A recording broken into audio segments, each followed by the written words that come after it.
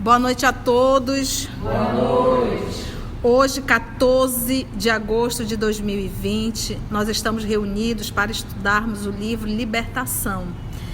Nós vamos hoje iniciar o capítulo 5º, intitulado Operações Seletivas. Nós vamos agora envolver o nosso querido amigo Maurício, que irá fazer a nossa prece de abertura.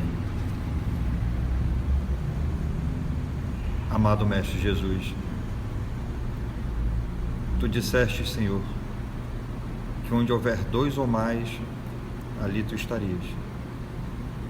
E nós estamos aqui, em busca do estudo dos Teus ensinamentos. Que possamos, Senhor, absorver cada linha, cada entendimento, cada ensinamento, para nos tornarmos melhor. Mas não apenas para isto, para nos tornarmos pequenas luzes a iluminar o nosso lar, o nosso trabalho, a vida dos amigos e de todos aqueles que Tu colocas em nosso caminho. Que possamos levar um pouquinho de Ti, Senhor, da Tua brandura, da Tua serenidade, da Tua força, a todos os corações que tivermos alcance.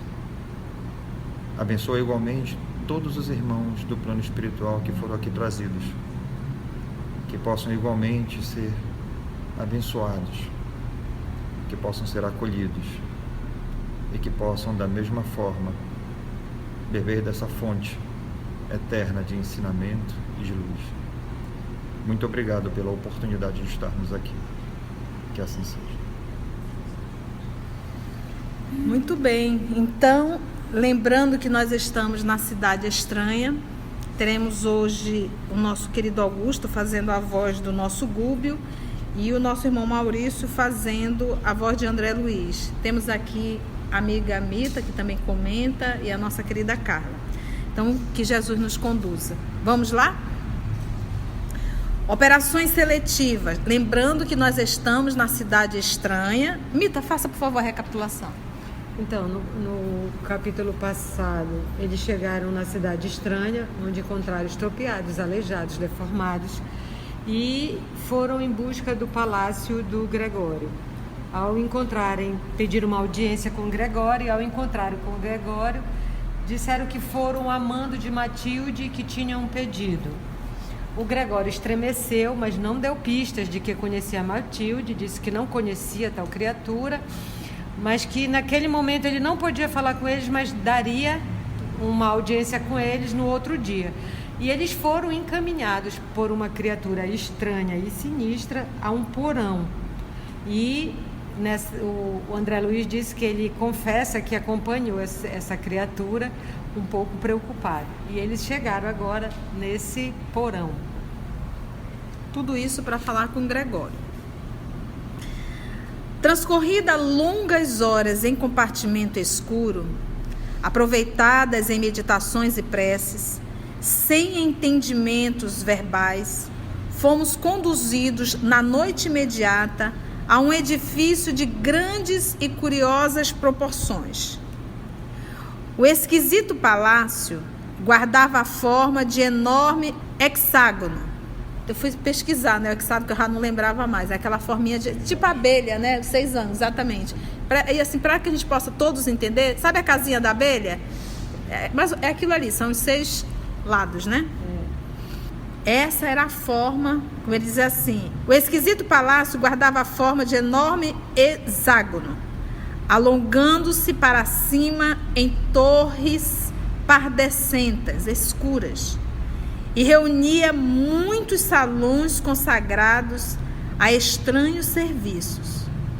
Iluminado externa e interiormente pela claridade de volumosos toucheiros, apresentava o aspecto desagradável de uma casa incendiada. Vocês conseguem visualizar? Sob a custódia de 4 guardas da residência de Gregório, que nos comunicaram a necessidade de exame antes de qualquer contato direto com o aludido sacerdote, penetramos o recinto de largas dimensões, no qual se congregavam algumas dezenas de entidades em deploráveis condições. Algumas dezenas de entidades em deploráveis condições. Moços e velhos, homens e mulheres, aí se misturavam em relativo silêncio. Ele não cita crianças. Moços e velhos, homens e mulheres. Aí se misturavam em relativo silêncio. Alguns gemiam e choravam. Reparei que a multidão se constituía, em sua quase totalidade, de almas doentes. Muitos padeciam desequilíbrios mentais visíveis. Observei-lhes impressionado o aspecto enfermiço. Lembrando que André, na sua última encarnação, foi médico. O perispírito de todos os que aí se enclausuravam, pacientes e espectadores, mostrava a mesma opacidade do corpo físico, ou seja, densidade. Então, ele olhava para o corpo perispiritual, porque ali estão todos desencarnados, mas o corpo perispiritual, ele mostrava que era tão denso quanto o corpo físico. Então, a impressão que ele tinha é que ele estava olhando para o corpo físico. Tamanha densidade. Então, como ele fala aqui de enfermos, pálidos, pessoas inchadas, pessoas sangrando. Pensa um hospital com um monte... Como é que você detecta que alguém está doente? Pela aparência física. Olha só como ele diz aqui, ó. O perispírito de todos os que aí se enclausuravam, pacientes e espectadores, mostrava a mesma opacidade, densidade também, do corpo físico. Os estigmas da velhice, da moléstia e do desencanto. Então, estava marcado neles, como ele coloca aqui, a velhice. Então, ou seja, você pode dizer assim, mas no nosso lar a gente vai encontrar que tem idosos. Tem idosos, mas com uma saúde, com uma agilidade, com um movimento. Não uma velhice de cansaço, carcunda, numa situação, não, em hipótese alguma. Aqui ele identifica isso, a mesma densidade, os estigmas da velhice, a marca da velhice, o peso, a dificuldade de locomoção, da moléstia, que é a enfermidade, né? E do desencanto, a tristeza, que perseguem a experiência humana. Ali triunfavam perfeitos. É como se fosse assim, a velhice aqui, lá tomava uma proporção maior ainda. A enfermidade lá tomava uma proporção maior ainda. Aí você vai dizer, Conceição, alguém pode perguntar, por que não tinha crianças? Às vezes a gente para perguntar. Nós sabemos que no mundo espiritual, dependendo da condição moral do espírito, a condição de evolução, ele pode desencarnar criança e retomar sua consciência no mundo espiritual, de espírito. Mas há alguns casos que eles desencarnam ainda crianças e permanecem como criança no mundo espiritual, sendo acolhido carinhosamente por espíritos específicos para esse trabalho. Então, em tudo que eu já li da obra de André Luiz, nós nunca nos deparamos, e mesmo lendo Céu e Inferno, quando tem lá espíritos sofredores, eu não vi absolutamente nenhum espírito sofredor de criança, dizendo que há um destaque, está sendo perseguido. Por quê? Então eles desencarnam, vão para o mundo espiritual e continuam essa situação. A pergunta é, por quê? Por que sair da Terra? Então, ou seja, quando eu encarno, eu caio no esquecimento do meu passado. Faz sentido? Eu não lembro do meu passado. Eu posso trazer reminiscências, mas eu não lembro. E uma vez que eu saio ainda no estado de infância, eu continuo sem lembrar, dependendo da minha condição de espírito. Então, será que não é uma providência divina eu permanecer nesse esquecimento até para dali da infância talvez programar uma nova reencarnação? Entendeu? Então Deus sabe o que faz. Quando o espírito retorna à pátria espiritual, ainda criança, e que ele recobra a sua consciência espiritual, é porque ele tem condições de lidar com as lembranças. E quando você sai no estado infantil ainda, você não carrega culpa.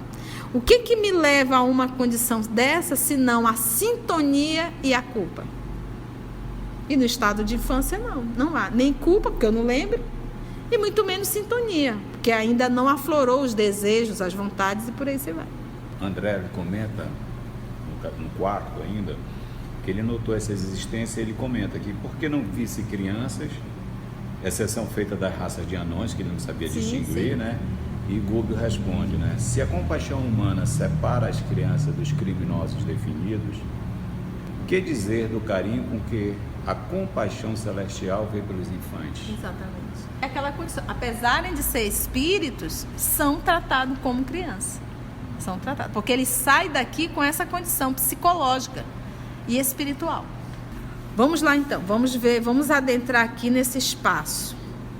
Então ele diz que o corpo perispiritual refletia a moléstia e o desencanto que perseguem a experiência humana. Ali triunfavam, perfeitos. Continuava. O medo controlava os mais desesperados. O medo controlava os mais desesperados. Ainda há pouco nós falamos sobre o medo. Que o medo pode ocasionar. Porque o silêncio caía abafante, apesar da inquietação que transparecia de todos os rostos. Alguns servidores da casa, em trajes característicos, separavam por grupos vários as pessoas desencarnadas que entrariam naquele momento em seleção para julgamento oportuno. Aqui lembra aquela citação de Jesus, quando ele diz assim, cuidado porque você vai ser entregue ao juiz, e o juiz te entrega e ele vai dando uma sequência. Aqui esse grupo de espíritos vão passar por um julgamento.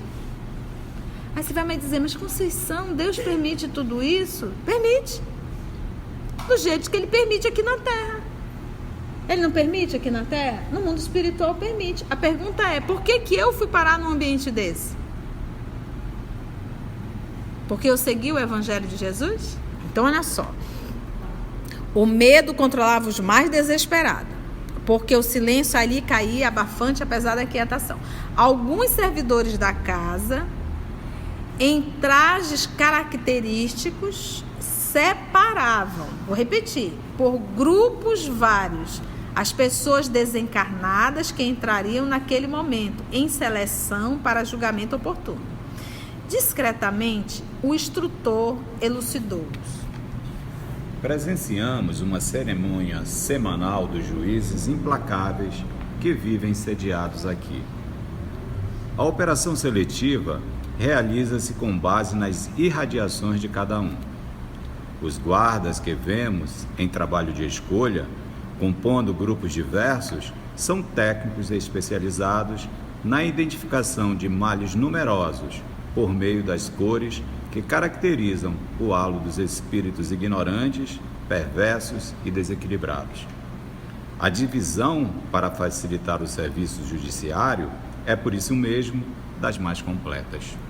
Olha só, gente. Presenciamos uma cerimônia semanal dos juízes implacáveis que vivem sediados aqui. A operação seletiva realizava-se com base nas irradiações de cada um. Olha, gente, o que a gente aprende? Nós estudamos isso, acho que foi no Evangelho de domingo passado, na live.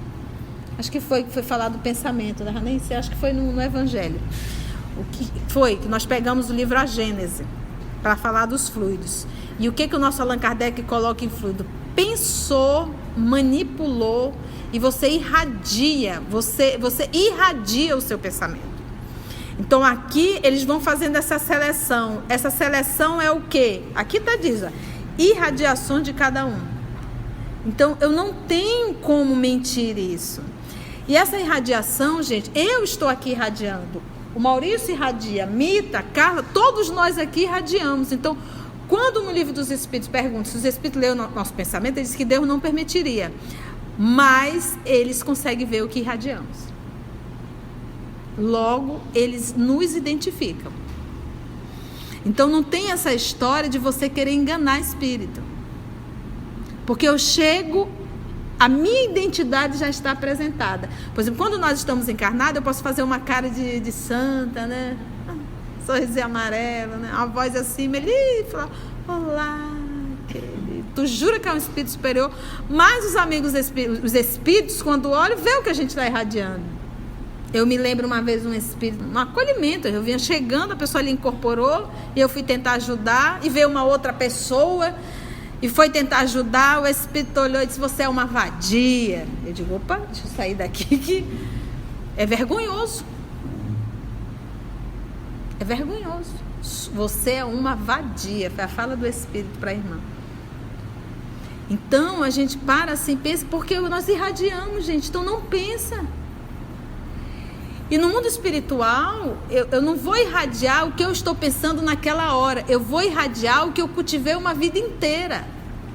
A operação seletiva realizava-se com base nas irradiações de cada um.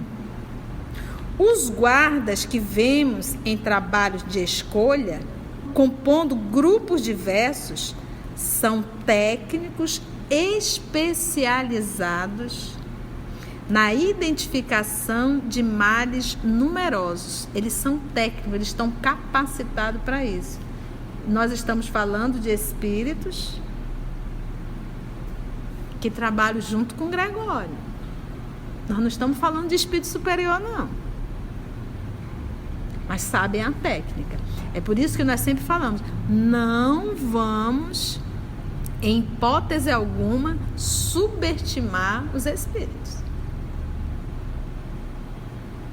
São técnicos especializados na identificação de males numerosos por meio das cores que caracterizam o halo dos espíritos ignorantes, que aí nós vamos chamar de quê? Cores. Eles identificam isso, eles sabem fazer isso, eles são técnicos para isso. Então imagina você estar ali palestrando, hein? Está ali palestrando. Aí os espíritos chegam e olham e dizem, para acabar, hein? Olha lá, o que essa criatura está exteriorizando, olha lá, tá vendo a cor dela? Precisa nem seguir. É assim, é vergonhoso. Por isso que uma vez, eu não acho que foi até conversando com um amigo espiritual, mas foi eu dei mais ou menos dessa frase, foi um sonho, ele dizia bem assim, é a impressão de quando a gente desencarna, o ato de desencarnar, você se sente nu, em frente a uma multidão. Era mais ou menos isso, nu, em frente a uma multidão. Porque enquanto a roupa nos esconde, nos guarda, desencarnado você se sente nu. Não tem absolutamente nada que a gente venha esconder. Vamos lá. São técnicos especializados na identificação de males numerosos, por meio das cores que caracterizam o halo dos espíritos ignorantes, perversos e desequilibrados. A divisão para facilitar o serviço judiciário vai haver um julgamento. Por isso mesmo, das mais completas. Então, vai separando por grupo. Olha, aquele ali é o grupo do azul, aquele é do amarelo, aquele é do vermelho, aquele é do verde. A essa altura, o pessoal de Gregório nos dera tréguas, porque ele estava ali separando, afastando-se de nós, de algum modo, não obstante vigiar-nos das galerias repletas de gente. Era um olho no gato, outro no peixe. Eles estavam ali fazendo a seleção deles, mas de vez em quando olhava para o André, para o Gúbio, e qual era o nome do terceiro? Eloy. Respeitado o nosso trio pelos selecionadores que não nos alteraram a união, situávamos-nos agora no campo das vítimas. atento à explicação ouvida, indaguei curioso. Todas essas entidades vieram constrangidas, conforme sucedeu conosco, a espíritos satânicos, recordando as oleografias religiosas da crosta, disputando as almas no leito de morte? Só para a gente entender, oleografia é a reprodução de um quadro a óleo. Reprodução de um quadro. Então ele diz assim, a pergunta dele é: todas essas entidades vieram constrangidas, conforme sucedeu conosco, porque eles não pediram para ir para esse lugar, né? Lembra? Nós viemos aqui para conversar com o Gregório. Vem cá que vocês precisam primeiro passar por uma... vocês precisam passar por um exame, lembra? Então, do jeito que esses técnicos estão vendo, os demais estão emitindo, também estão vendo ele. Você pode ver que deixaram os 3 quietinhos, não separaram os 3. Ou seja... selecionaram como vítimas. Esse povo está bem, né? E os demais, eles foram... Não está incluso aqui, nem no, como ele coloca aqui em ignorante, perverso e desequilibrado. Então, olha só. A essa altura, o pessoal de Gregório nos dera trégua, né? Então, respeitando o nosso trio pelos selecionadores que não nos alteraram a união, ficaram juntos. Então, ele diz, todas estas entidades vieram constrangidas conforme sucedeu conosco? A primeira pergunta. Existem espíritos satânicos? Recordando as reproduções de quadro a óleo, que tinha pintura realmente do inferno, aquela coisa toda, né? Religiosa da crosta, disputando as almas no leito da morte, né? Os cães ficavam lá disputando quem ia, quem não ia, com quem ia, dividindo a... O orientador obtemperou muito calmo. Sim, André. Cada mente vive na companhia que elege. Semelhante princípio prevalece para quem respira no corpo denso ou fora dele. É imperioso reconhecer, porém, que a maioria das almas asilada neste sítio veio ter aqui obedecendo às forças de atração.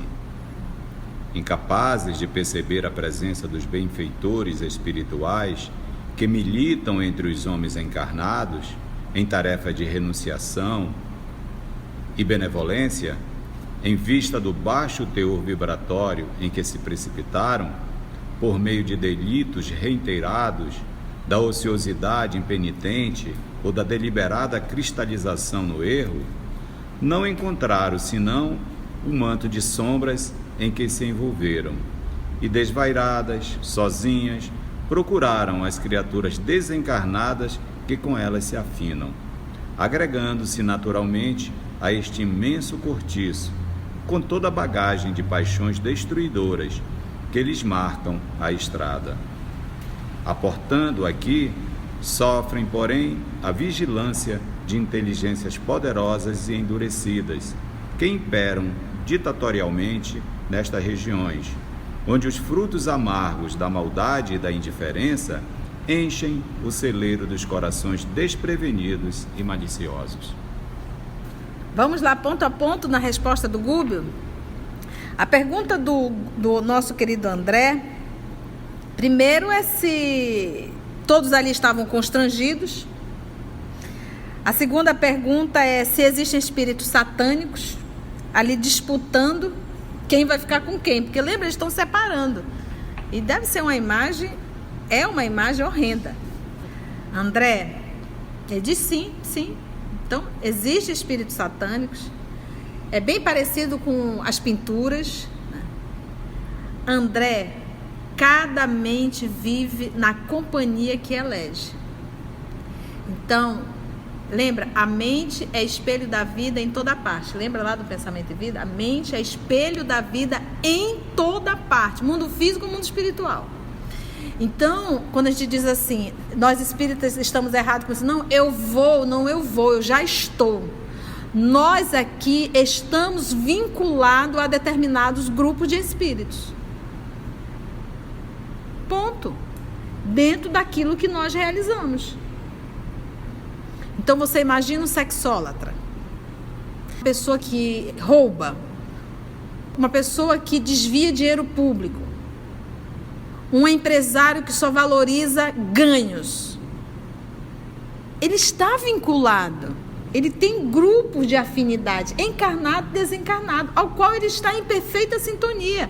Ao sair do corpo físico, ele vai apenas continuar com quem ele esteve uma vida inteira.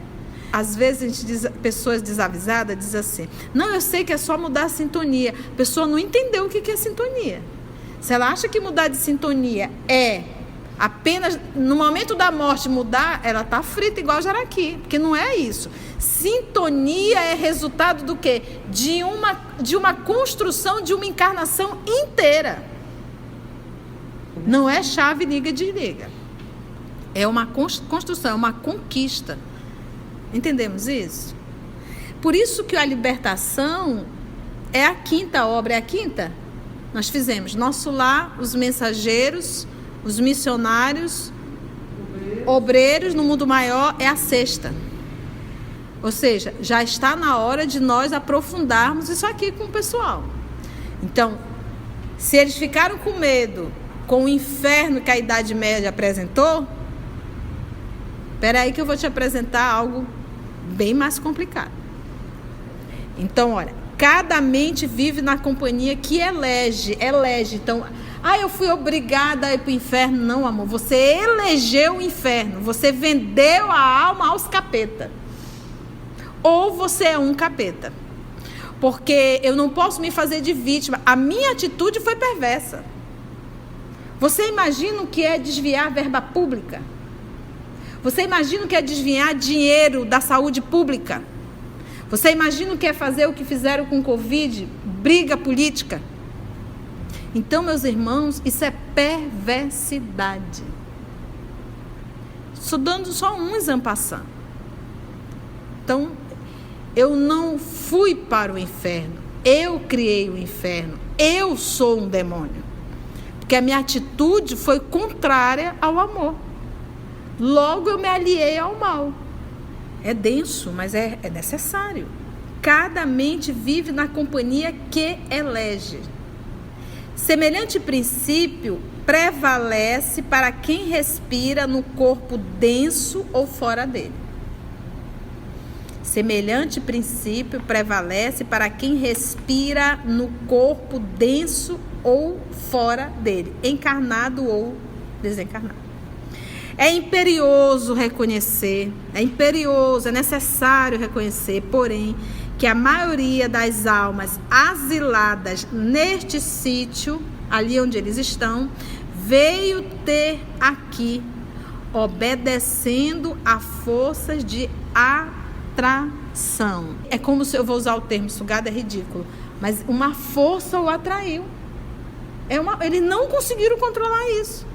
Por quê, gente? Afinidades. Lembra que nós somos espíritos. É uma força, é algo que puxa realmente. Porque ele usa o termo aqui, olha. Obedecendo a forças de atração. É igual um ímã e um ferro. Por mais que o ferro não queira ir, o ímã atrai. Uma força de atração. Força de atração por quê? Porque foi exatamente o grupo a quem eles vibraram uma vida inteira. E o nosso Senhor Jesus avisou: haverá prantos e ranger de dentes. Ele nunca deixou de nos avisar. Todas as lições do nosso Senhor Jesus e todos os profetas e filósofos que antecederam Cristo vieram trazer a mesma lição. Então a gente sofre sem as consequências. Ponto. Acabou. Faz o mal, colhe o mal. Então, quando eu vejo perversidade, quando eu vejo as coisas acontecendo, eu olho, eu juro, eu não sinto raiva, eu sinto dó, porque eu sei aonde isso vai parar.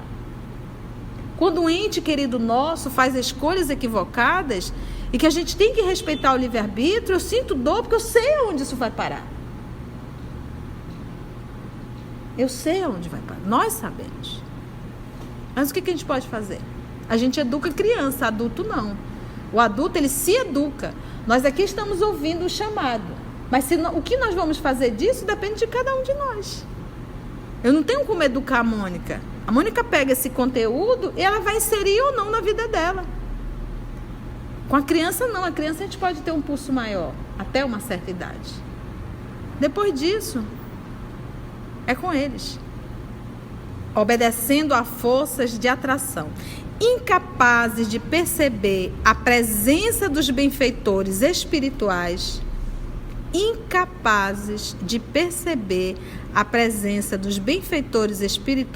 que militam entre os homens encarnados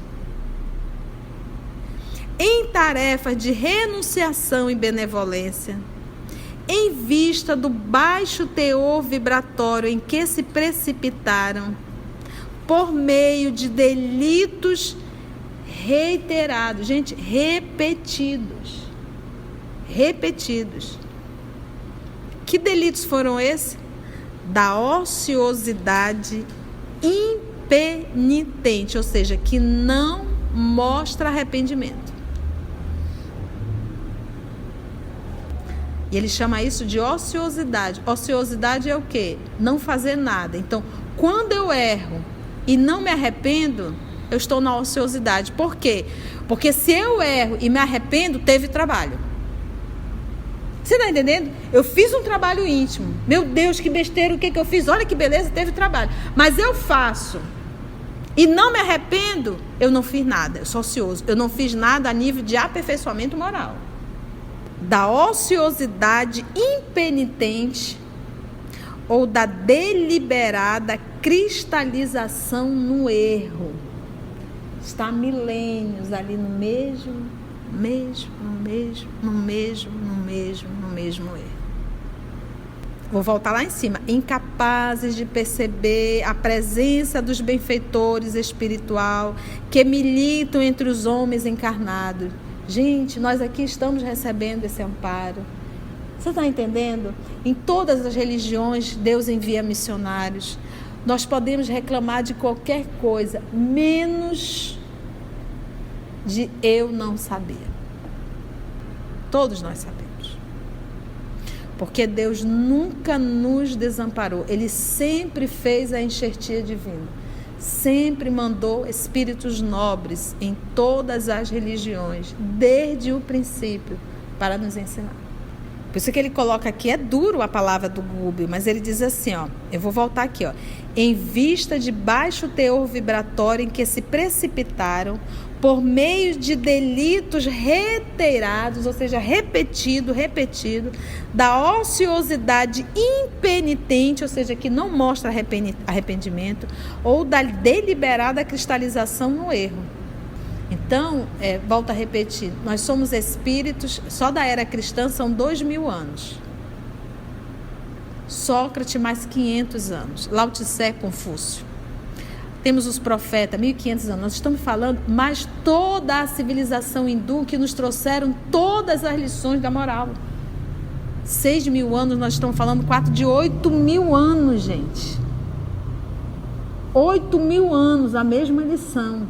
Por isso é que eles dizem que nós somos rebeldes. Imagina que é 8.000 anos, a mesma lição, e a gente não dá conta de aprender. Em vista do baixo teor vibratório da ociosidade penitente, não encontraram senão o manto de sombras em que se envolveram e desvairadas, essas almas, sozinhas, procuraram as criaturas desencarnadas que com elas se afinam, agregando-se naturalmente a este imenso cortiço. Agregando-se. Lembra que eles estão com outras almas, com toda a bagagem de paixões destruidoras que lhes marcam a estrada. Aportando aqui, sofrem, porém, a vigilância de inteligências poderosas e endurecidas que imperam ditatorialmente nestas regiões.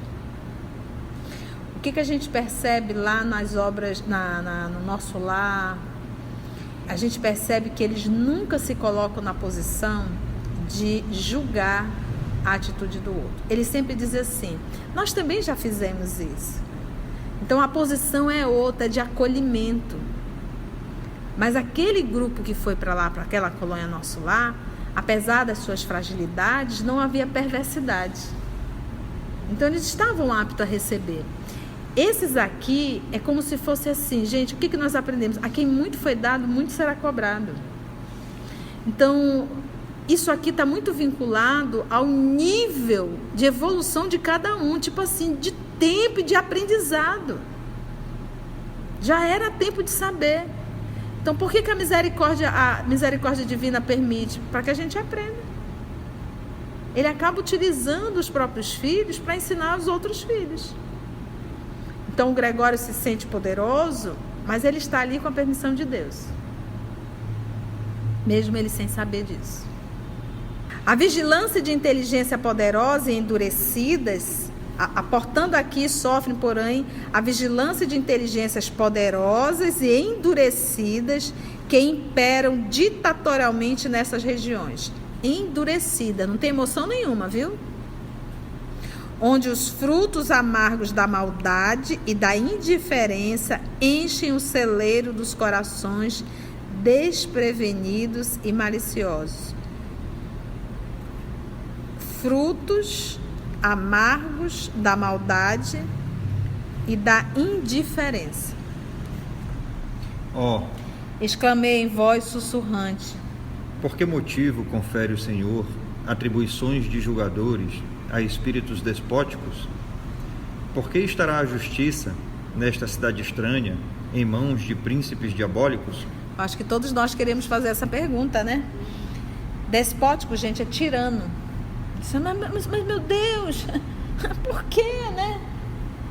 Confere Jesus atribuições de julgadores a espíritos tão tiranos, né? Por que estará a justiça nessa cidade estranha em mãos de príncipes diabólicos? Gúbio estampou na fisionomia significativa expressão e ajuntou. Quem se atreveria a nomear um anjo de amor para exercer o papel de carrasco? Ademais, como acontece na crosta planetária, cada posição, além da morte, é ocupada por aquele que a deseja e procura. Você imagina um Gúbio fazendo esse trabalho? Mas esse trabalho é necessário. Um pai, ele permite que o filho sofra as consequências de suas atitudes. Quem se atreveria a nomear um anjo de amor para exercer o papel do carrasco? Vagueei o olhar em derredor e confrangeu-se-me toda a alma. Na comunidade das vítimas, arrebanhadas aos magotes como se fossem animais raros para uma festa, predominava a humildade e a aflição, mas, entre as sentinelas que nos rodeavam, a peçonha da ironia transbordava. A peçonha aí na condição de veneno, tá? Mas entre as sentinelas que nos rodeavam, o veneno da ironia transbordava. Então, eles ainda eram o quê? Irônicos. Olha o ambiente. Cenas do próximo capítulo. Então, gente, assim, agradecemos ao nosso Senhor Jesus, a Deus, aos nossos amigos espirituais que aqui estão nos inspirando, e até o nosso próximo estudo da obra Libertação, dando continuidade a essa cidade estranha.